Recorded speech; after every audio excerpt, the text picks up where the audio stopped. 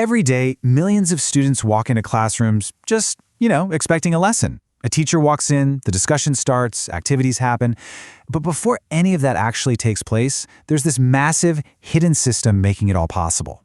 Welcome to This Explainer. Today, we're diving into a documentary-style investigation of the invisible architecture of teaching, the unseen work that really makes learning happen. Now, every teacher out there is required to plan their lessons. But here's the thing. Why do some write pages and pages of detailed documents while others use a much shorter, maybe one-page format? I mean, what actually happens in an empty classroom before the students even arrive and that morning bell rings? You see, for students, a lesson begins when the class starts, but for teachers, it often begins hours or even days before. And it all starts with a lesson plan. A lot of people outside the education world tend to view this as just mere paperwork. A bureaucratic form you just have to check off. But we really need to reframe that. A lesson plan is actually an instructional blueprint. Think about it like building a house without a blueprint, or trying to pilot an airplane without a flight plan.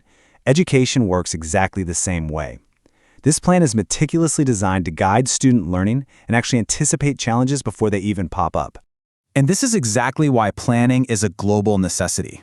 It doesn't matter if a school is in the Philippines, Singapore, Finland, Japan, or the United States, one thing is universally true. Teaching is planned.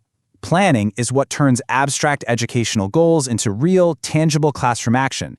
Without this foundational roadmap, learning can easily become inconsistent, a bit disorganized, and frankly, incredibly difficult to assess. So let's look at how this actually works using the Understanding by Design framework. It brilliantly shows how effective teachers plan backward. Instead of just, say, picking a fun activity to fill the time, they start right at the finish line. They ask, what are the desired results? Then they figure out the assessment evidence, like how will we actually know the students got there? And only after that do they plan the specific learning experiences. It's a system that ensures every single minute in that classroom has a clear, directed purpose. And what's fascinating here is how the teacher's role dynamically shifts depending on the goal of that specific plan. We're looking at three interrelated phases: acquire, make meaning, and transfer. In the acquire phase, the teacher is directing things with explicit instruction. But to help students make meaning, that role shifts to a facilitator, maybe using analogies or guiding some inquiry. And finally, to reach the ultimate goal, which is transfer, where students actually use what they've learned in new, real-world situations, the teacher steps back and acts as a coach, encouraging autonomous application. But as teacher workloads continue to increase all over the world, educational leaders are really grappling with a central question: how much planning is actually enough? Many people naturally assume that a longer, highly detailed lesson plan automatically means better teaching. But is that actually true? Does quality instruction truly require endless documentation? Well, this leads us to a pretty fascinating split in how different education systems approach all this invisible work. This brings us right to the difference between two main approaches: the highly scripted, detailed lesson plan, often called a DLP, and the simplified daily lesson log, or DLL. On one side, we have intense structure and really comprehensive guidance. On the other, we're looking at efficiency and flexibility. So why do both of these even exist? Well, a detailed lesson plan provides massive structural support. It maps out literally everything. We're talking specific questions the teacher will ask, exact student activities, minute-by-minute time allocations, and even possible interventions if things go off track. It functions almost like a step-by-step survival guide, and this is absolutely crucial for beginning teachers who are still building their confidence, or even for experienced educators when they're mapping out a highly complex, really challenging new topic. But the crucial takeaway here is that a longer document doesn't automatically mean better teaching. The ultimate goal is the quality of the preparation, right? Not the sheer volume of the paperwork. A simplified log can absolutely still communicate that essential roadmap for an experienced teacher, which actually frees them up to focus on the live delivery. So the focus really needs to shift from the length of the document to the most important question of all: does the plan actually support effective learning? And we definitely have to recognize the reality of the classroom here. The written document, that's really just the starting line. The true, invisible work of teaching involves constant, real-time adjustments based entirely on student needs. It's about tweaking activities mid-class, modifying an explanation on the fly when you see a concept just isn't landing, and providing targeted interventions in the moment. Honestly, the mental processing and thinking behind a lesson often takes much, much longer than typing out the document itself.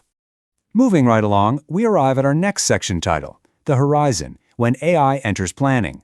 Because over the past decade, we've seen this incredible, rapid evolution in instructional technology. Back in 2012, MOOCs really revolutionized how we deliver static content.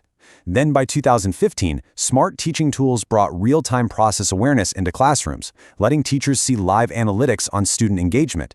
And now, in 2024, generative AI has stepped onto the scene, acting not just as a delivery system, but as a deeply interactive pedagogical partner capable of personalized support. And these three paradigms actually form a totally unified instructional space.